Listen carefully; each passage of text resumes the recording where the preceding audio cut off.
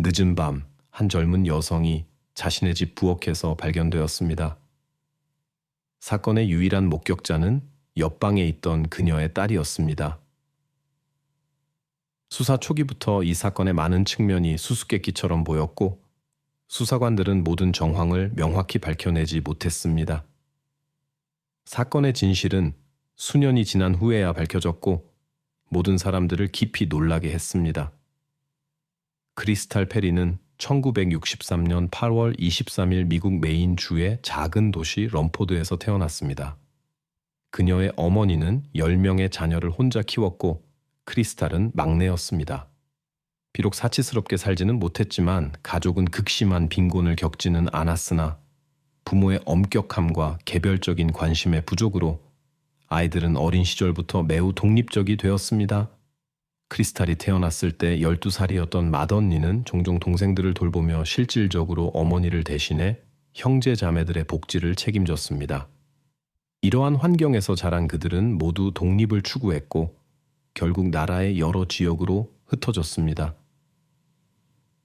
크리스탈도 자신만의 가정을 꿈꾸었고 고등학교 시절 톰이라는 젊은 남자를 만났습니다. 만난 지 1년도 되지 않아 그가 청혼했고 곧 그들은 결혼했습니다. 결혼 직후 그들은 새로운 삶을 시작하기 위해 캘리포니아로 이주했습니다. 크리스탈은 곧 대도시 생활이 자신에게 맞지 않는다는 것을 깨달았고 1년 반 후 톰과 함께 메인주로 돌아왔습니다. 그들은 크리스탈의 고향에서 1시간 거리에 있는 브리지스톤이라는 곳을 선택했습니다. 이 도시는 스티븐 킹의 소설 안개의 배경이 된 곳으로 유명합니다. 크리스탈은 작은 신발 공장에서 일자리를 구했고 이후 추가로 임시직도 맡았습니다. 얼마 후 그녀는 임신 사실을 알게 되었고 곧 톰과 함께 사라라는 이름의 딸을 낳았습니다. 처음에는 행복했지만 시간이 지나면서 그들의 관계는 악화되기 시작했습니다. 톰은 점점 더 많은 시간을 지역 술집에서 보내며 거의 모든 수입을 술값으로 써버렸습니다. 어느 날 그는 크리스탈이 식료품을 위해 모아둔 돈까지 써버렸습니다. 때로는 식사할 돈조차 거의 남지 않았습니다. 결국 크리스탈은 이혼을 신청하기로 결심했습니다. 톰은 그 후 딸을 가끔 보았을 뿐 그녀의 삶에 적극적으로 참여하지 않았습니다. 나중에 그의 새로운 동거인은 크리스탈에 대한 혐오감을 보이기 시작했고 이는 불쾌한 전화와 개인적인 방문을 통한 비난으로 표현되었습니다. 그녀는 이전 결혼 생활에 불만족스러워했습니다. 이러한 상황으로 인해 크리스탈은 사라를 아버지에게 보내는 것을 걱정하게 되었습니다. 톰의 새로운 동거인의 이상한 행동에 대한 우려로 크리스탈은 조심스러워졌습니다. 결국 크리스탈과 그녀의 딸은 어머니의 집으로 이사했고 이후 몇 년 동안 그녀는 자신의 집을 사기 위해 충분한 돈을 모으려고 노력했습니다. 크리스탈은 수년간의 노력 끝에 마침내 그녀의 꿈을 이루어 브리지스톤 외곽의 아늑한 집을 구입했고 그 집은 숲으로 둘러싸인 아름다운 호수에서 불과 몇 걸음 거리에 있었습니다. 그녀와 딸 사라는 마침내 자신들만의 공간을 갖게 되어 매우 기뻤습니다. 9명의 형제 자매와 함께 자란 크리스탈은 외동딸에게 가능한 한 많은 관심과 사랑을 주고 싶었습니다. 그들은 퇴근 후 모든 자유시간을 함께 보내려 노력했고 종종 영화를 빌려보거나 늦은 밤까지 이야기를 나누곤 했습니다. 1994년 5월 10일 크리스탈이 30살이고 사라가 12살이 되었을 때 그들은 함께 일식을 관찰했습니다. 다음 날은 평소처럼 흘러갔습니다. 크리스탈은 직장에 가고 사라는 학교에 갔습니다. 저녁에 그들은 함께 저녁 식사를 했고 그 후 크리스탈은 딸을 잠자리에 들게 했습니다. 하지만 몇 시간 후 사라는 이상한 소리 때문에 잠에서 깼습니다. 처음에는 어머니가 전화로 큰 소리로 이야기하는 것이라 생각했지만 곧 불안한 일이 일어나고 있다는 것을 깨달았습니다. 계속되는 소리로 인해 그녀는 1층에서 무슨 일이 일어나고 있다고 짐작했습니다. 사라의 침실 문은 완전히 닫혀 있지 않았고 그녀는 약간의 불안감을 느끼며 조심스럽게 문으로 다가갔습니다. 소리는 부엌에서 나고 있었지만 소녀는 방을 나가지 않고는 그곳에서 무슨 일이 일어나고 있는지 볼 수 없었습니다. 사라는 아주 작은 소리조차 내지 않으려 두려움 속에서 굳어버렸습니다. 곧 발소리가 들렸고 누군가 자신의 방향으로 오고 있다고 생각했습니다. 그녀는 문이 곧 열릴 것이라는 예상과 함께 빠르게 침대 밑으로 숨었습니다. 대신 부엌에서 서랍이 열리는 소리가 들렸고 누군가 주방 용품들을 뒤적거리는 듯한 바스락거리는 소리가 이어졌습니다. 소리는 컸지만 갑자기 멈췄습니다. 어린 나이였지만 사라는 본능적으로 뭔가 나쁜 일이 일어났다는 것을 느꼈습니다. 그녀는 돕고 싶었지만 너무 두려웠고 상황에 영향을 미칠 수 없을 것이라는 것을 알았습니다. 집이 고요함에 휩싸인 후 사라는 모든 용기를 모아 조심스럽게 방을 나섰습니다. 그녀는 부엌으로 갔고 창문을 통해 비치는 부드러운 달빛 속에서 불안한 광경을 목격했습니다. 부엌에 다가가면서 그녀는 새벽 1시를 가리키는 벽시계를 보았습니다.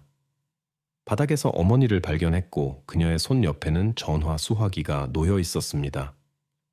사라는 흥분된 상태였지만 빨리 행동해야 한다는 것을 알았습니다. 그녀는 수화기를 들고 911을 눌러 도움을 요청하려 했지만 통화음이 들리지 않았습니다. 그러자 소녀는 크리스탈의 방으로 달려갔고 거기에 있는 예비 전화기를 찾았지만 그것도 작동하지 않았습니다. 여러 번의 시도 끝에 사라는 이웃에게 도움을 청하는 것만이 유일한 해결책이라는 것을 깨달았습니다. 그녀는 잠옷차림에 신발도 신지 않은 채 밖으로 뛰쳐나갔습니다.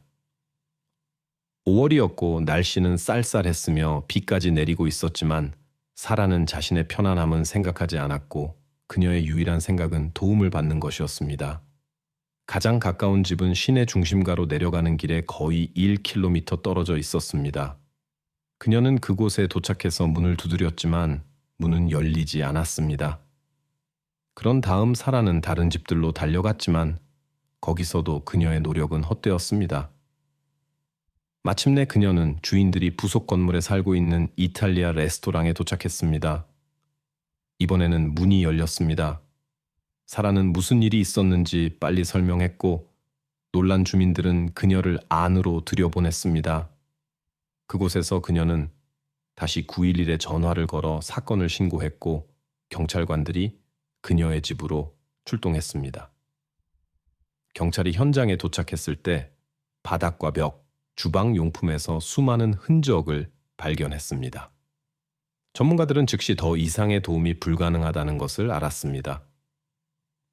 현관문 유리에서 손자국이 발견되었는데 다른 흔적이 발견되지 않았기 때문에 아마도 사라의 것으로 추정되었습니다. 그러나 주방 바닥에서는 범인의 것으로 추정되는 많은 신발 자국이 발견되었습니다. 수사관들은 신발의 크기와 모델을 확인하기 위해 이를 촬영했습니다. 이 흔적들은 사라의 침실로 이어졌지만 알 수 없는 이유로 그곳에서 끊겼습니다.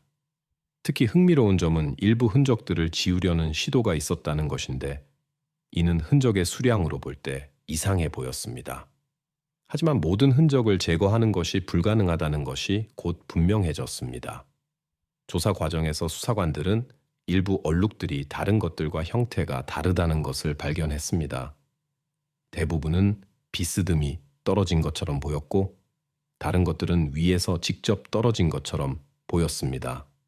수사관들은 범인이 사건 당시 실수로 자신의 거실 수 있는 얼룩을 손에 남겼을 것이라고 추측합니다. 또한 방울들이 주방용 휴지롤로 이어졌다가 집 출구에서 사라진 것으로 확인되었습니다. 아마도 범인은 현장을 떠나기 전에 응급처치를 하기 위해 수건을 사용했을 것입니다. 이렇게 수사는 발견된 모든 증거들과 함께 계속되었고 이는 가능한 한 빨리 사건을 해결하고 범인을 찾는 것을 목표로 했습니다. 게다가 다른 증거들도 발견되어 실험실로 분석을 위해 보내졌습니다. 하지만 작은 부족으로 실험실이 과부하 상태였고 결과는 반년 후에나 나올 수 있었습니다. 이로 인해 수사관들은 직접적인 증거 없이 수사를 시작해야 했습니다. 처음에 그들은 집에서 아무것도 사라지지 않았기 때문에 금전적 이득의 가능성을 배제했습니다. 또한 침입의 흔적도 발견되지 않아 크리스탈이 직접 범인을 들여보냈을 것이라고 추정되었습니다. 그녀가 입고 있던 잠옷을 고려할 때 손님을 기다리고 있었을 가능성은 낮았습니다. 아마도 그녀가 방문자를 알고 있었거나 누군가가 그녀를 설득해 문을 열게 했을 수 있습니다. 수사의 중점은 유일한 목격자인 사라와의 대화에 있었습니다.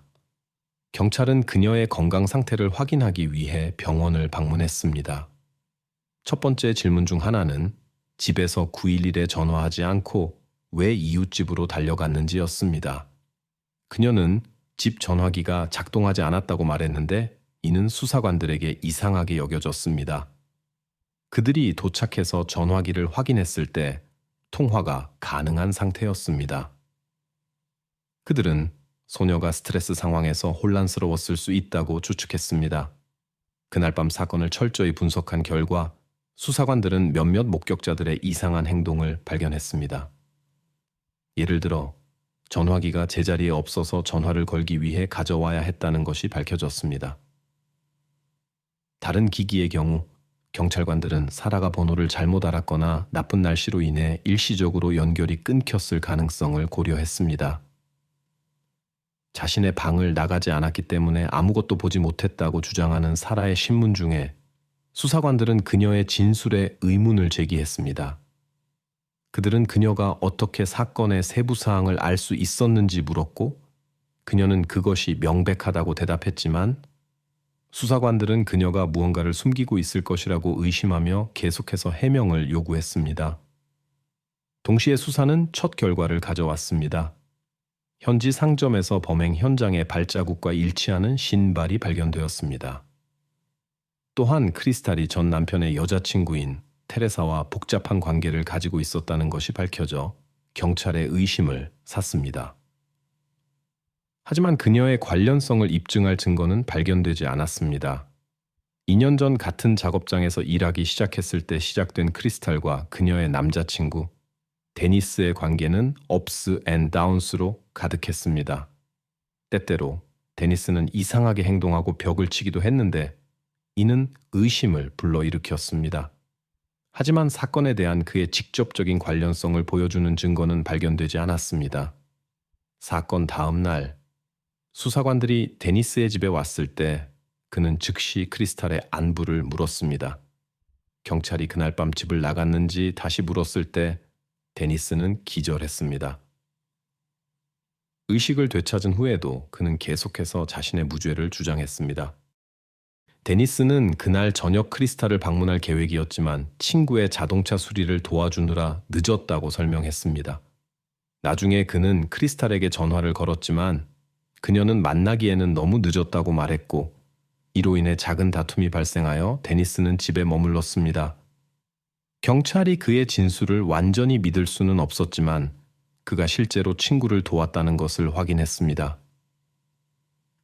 데니스는 거짓말 탐지기 조사에 동의했고 한 가지 질문을 제외하고는 거짓말의 흔적이 보이지 않았습니다.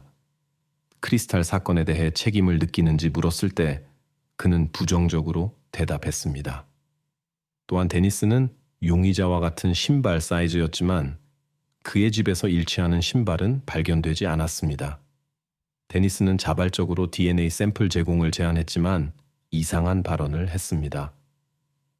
그는 수사관들에게 만약 자신을 체포하기로 결정한다면 상사가 항상 자신을 존중해왔기 때문에 동료들을 방해하지 않도록 직장 뒷문으로 해달라고 요청했습니다. 이 발언은 그의 무죄 주장을 고려할 때 의심스러워 보였습니다. 경찰은 나중에 다른 도시에 사는 크리스탈의 가장 친한 친구로부터 정보를 받았습니다. 그녀는 크리스탈이 다툼이 있을 때마다 점점 더 긴장된 모습을 보이는 데니스의 행동에 대해 걱정했다고 말했습니다. 크리스탈은 심지어 그와 헤어질 것도 고려했지만 그의 반응이 두려웠다고 합니다. 또한 경찰은 처음에는 중요한 정보를 제공하지 않았던 크리스탈의 동료와의 대화 후에 사건 해결에 도움이 될 수 있는 중요한 사실을 알게 되었습니다. 수사관들이 데니스의 직장을 떠난 직후 그는 그들에게 접근했습니다. 그는 그들이 경찰에게 무엇을 말했는지 물었습니다. 그녀도 의심스러워 보였습니다. 그의 사건의 구체적인 증거는 없었지만 DNA 검사는 아직 진행되지 않았고 몇 달이 걸릴 것이었으며 이로 인해 경찰은 다른 가능한 단서들을 찾게 되었습니다. 곧 수사관들은 특이한 정보를 발견했습니다. 파티에서 술에 취해 있던 돈이라는 지역 주민이 이 불쾌한 사건에 연루되어 있다고 주장했습니다. 그러나 신문을 받으러 왔을 때 돈이는 파티의 어떤 세부 사항도 기억할 수 없다고 주장하며 사건과의 연관성을 부인했습니다. 나중에 도니가 알코올 문제가 있었고 이야기를 지어내는 그의 성향이 경찰에게 이미 알려져 있었다는 것이 밝혀졌습니다. 또 다른 목격자는 크리스탈의 집 근처에서 뉴햄프셔 번호판이 달린 검은색 픽업 트럭을 보았다고 보고했지만 이 정보는 중요한 결과로 이어지지 않았습니다. 그날 밤 지나가던 여성 중 한 명이 사라의 집에서 상향등을 켠 차량이 자신에게 빠르게 다가오는 것을 발견했습니다. 그녀는 미행당하는 것이 두려워 급하게 다른 길로 돌았지만 그 차는 지나쳐 갔습니다. 이 사건 역시 수사관들의 조사에 도움이 되지 않았습니다. 이 모든 새로운 단서를 찾고 일어난 일을 밝히려는 시도들은 계속되었지만 성공적인 결말은 아직 도달하지 못했습니다. 경찰은 오랫동안 크리스탈 사건에서 중요한 증거를 찾지 못했습니다. 가족들은 사건에 대한 정보를 얻기 위해 $10,000의 현상금을 걸었습니다. 그들은 새로운 증언을 기대하며 도시 전역에 전단지를 붙였습니다. 한편 크리스탈의 전 남편의 여자친구인 테레사가 이 전단지들을 떼어내는 모습이 여러 차례 목격되었습니다. 전 남편과 관련해서는 그의 연루 가능성도 조사되었지만 수사관들은 곧 그의 알코올 문제와 명확한 동기 부재로 인해 연루 가능성이 낮다고 결론지었습니다. 경찰은 이혼 후 크리스탈과 관계가 있었던 다른 두 남자를 신문했지만 그들에 대한 증거는 없었습니다. 톰을 포함한 모든 사람들이 DNA 샘플을 제출했고 그 결과는 9개월 후에야 나왔습니다. 결과가 나왔을 때 어떤 샘플도 범죄 현장의 DNA와 일치하지 않는 것으로 밝혀졌습니다. 데니스의 샘플을 재분석한 후에도 결과는 동일했습니다. 수사관들은 난관에 부딪혀 유일한 목격자에게 돌아갔습니다. 그들은 사라가 스트레스나 기억력 손실로 인해 세부 사항을 기억하지 못할 수 있다고 의심하기 시작했습니다. 당시 그녀는 텍사스에 있는 이모의 집에 살고 있었고 수사관들은 전국을 건너 그녀를 찾아갔습니다. 그녀는 거짓말 탐지기 검사를 받았고 거짓말은 발견되지 않았습니다. 그럼에도 수사관들은 매일 같은 질문을 했지만 그녀는 항상 범인의 얼굴을 보지 못했다고 대답했습니다. 90년대가 끝나고 FBI 데이터베이스가 도입되면서 수사관들은 범인의 DNA를 시스템에 입력했지만 이 역시 아무런 결과를 내지 못했습니다. 이 사건은 경찰이 새로운 증인을 신문하고 여러 사람을 조사하려는 지속적인 시도에도 불구하고 오랫동안 미해결로 남았습니다. 99년에 새로운 수사관이 사건을 맡았고 그는 기존 증거를 검토할 뿐만 아니라 도시와 그 주변의 대부분 남성들로부터 DNA 샘플을 수집하기로 결정했습니다. 이 시기에는 실험실 능력이 크게 향상되어 더 빠른 분석이 가능해졌습니다. 수백 개의 샘플을 수집했음에도 일치하는 것은 없었습니다. 수사관은 또한 살에게 연락하여 심리학자와 협력하여 사건에 대한 잃어버린 기억을 되찾을 것을 제안했습니다. 그러나 전문가는 사라가 실제로 사건의 세부 사항을 기억하지 못하며 범인의 얼굴을 보지 못했다고 말하는 것이 진실이라고 확인했습니다. 그 후 수사는 수년간 진전이 없었습니다. 사건 수사는 계속되었지만 2006년까지 새로운 단서는 발견되지 않았고 그때 수사관들은 갑자기 중요한 소식을 받았습니다. 그들이 보관하고 있던 것과 동일한 DNA 샘플이 FBI 데이터베이스에 입력되었습니다. DNA의 주인은 이전의 용의자 목록에 없었던 마이클 허친슨이었습니다. 2003년에 그는 경미한 위반으로 체포되어 6개월의 자유 제한과 3년의 보호 관찰을 받았습니다. 이때 그의 DNA 샘플이 채취되었지만 알 수 없는 이유로 연방 데이터베이스에 업로드되지 않고 실험실 보관소에 보관되었습니다. 3년 후 마이클은 안전운전이 불가능한 상태로 운전하다가 체포되었습니다. 그는 보석금을 내고 풀려났지만 재판에 출석하지 않아 다시 체포되었습니다. 마이클은 자신의 결혼식 날에 체포되어 구금되었습니다. 같은 날 그의 DNA 샘플이 채취되어 즉시 데이터베이스에 등록되었습니다. 곧이어 다른 사건을 조사하던 수사관들이 DNA 일치를 확인했습니다. 수사관은 살에게 연락하여 정보를 공유했지만 공식적인 기소가 이루어질 때까지 비밀로 해달라고 요청했습니다. 그는 또한 사라가 마이클을 아는지 물었고 사라는 부정했습니다. 마이클이 이미 구금된 상태였기 때문에 추가 절차는 더 쉬웠습니다. 수사관은 마이클이 책임을 피할 수 없도록 신중하게 사건을 구성하기 시작했습니다. 그는 마이클이 사건 당시 브리지스톤에 살았으며 크리스탈의 집에서 3km 떨어진 곳에 있었다는 사실을 확인했습니다. 당시 19살이었던 마이클은 사라가 경찰에 신고한 이탈리안 레스토랑 옆에 살았습니다.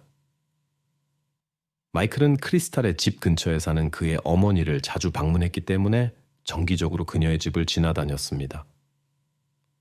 수사관은 마이클이 크리스탈을 보았을 수 있다는 확인을 받은 후 그와 대화하기 위해 교도소로 향했습니다. 하지만 그 남자는 사건과 아무런 관련이 없으며 크리스탈을 한 번도 만난 적이 없다고 주장했습니다. 마이클의 DNA가 사건 현장에서 발견된 후 수사관은 용의자가 진실을 말하지 않고 있다고 확신했습니다. 관여를 인정하기를 거부했음에도 불구하고 세부 사항들이 그를 배신했습니다. 그의 손바닥에는 뚜렷한 흉터가 있었습니다. 이 관찰은 결정적이었는데 이 사건과 관련된 사람이 스스로를 도우려 했다는 사실이 알려져 있었기 때문입니다. 이 상황이 법정에서 증거로 다뤄지지는 않았지만 마이클의 DNA가 기소의 근거가 되었습니다. 검찰은 마이클을 좋지 않은 습관을 가진 사람으로 묘사했으며 그가 크리스탈의 집을 반복적으로 지나다녔다고 주장했습니다. 그들의 의견으로는 그가 그날 밤 부적절하게 행동했습니다. 자백을 거부했기 때문에 정확한 사건의 경위를 재구성하기는 어려웠지만 결과는 분명했습니다. 재판 과정에서 사건 현장에서 범인의 지문이 발견되지 않은 이유도 설명되었습니다. 이는 마이클의 직업 때문이었는데 그는 벽돌 시공을 전문으로 하는 석공으로 일했습니다. 거친 표면을 지속적으로 다루면서 그의 손바닥의 지문 패턴이 마모되어 지문을 남기는 것이 불가능했습니다. 마이클은 그날 밤의 사건에 대한 자신의 버전을 이렇게 설명했습니다. 그는 배서 크리스탈을 만난 후 서로 동의해 그녀의 집으로 갔습니다. 하지만 그들의 저녁은 오토바이를 탄 검은 재킷을 입은 정체불명의 사람의 예기치 않은 방문으로 방해를 받았습니다. 마이클은 자신과 크리스탈을 보호하려 했고 그 과정에서 손에 부상을 입었으며 그러자 신비로운 낯선 사람이 사라졌습니다. 마이클도 떠나기로 결정했지만 왜 그런 결정을 내렸는지 명확히 설명하지 못했습니다. 그의 설명은 특히 범행 현장에서 그의 흔적만이 발견되었기 때문에 많은 의문을 불러일으켰습니다. 이는 흔적도 없이 사라진 두 번째 사람에 대한 그의 이야기에 의문을 제기했습니다. 그날 저녁배에서 크리스탈을 본 목격자들이 없다는 사실로 인해 상황은 더욱 복잡해졌습니다. 재판은 2007년 4월 9일에 끝났고 마이클은 유죄 판결을 받았습니다. 마이클은 결국 가석방 없는 100년 징역형을 선고받았고 그는 계속해서 형을 살고 있습니다. 당시 사건의 목격자인 사라는 그 사건으로 깊은 충격을 받았습니다. 하지만 시간이 지나면서 그녀는 앞으로 나아갈 힘을 찾았고 대학을 졸업하고 작가가 되어 어린 시절부터 기억해온 그 범죄에 대한 책을 출판했습니다. 책을 쓰는 동안 그녀는 경찰이 놓친 새로운 세부 사항들을 발견했습니다. 사라는 마이클이 그 당시 뉴햄프셔 번호판이 달린 아버지의 검은색 포드 픽업 트럭을 자주 사용했다는 사실을 알게 되었습니다. 흥미롭게도 한 목격자가 그날 밤 크리스탈의 집 앞에서 비슷한 차량을 목격했습니다. 사라는 또한 그날 밤 자신의 앞을 지나간 상향등을 켠 차량에 대해 경찰에 신고한 여성도 기억해냈습니다. 그 여성은 사이렌 소리를 경찰차로 착각했고 나중에 마이클로 밝혀진 자신의 친구를 걱정했습니다. 경찰은 보고서에 그의 이름과 주소를 기록했지만 당시에는 연관성을 찾지 못했고 이로 인해 중요한 세부 사항들을 놓쳤을 수 있습니다.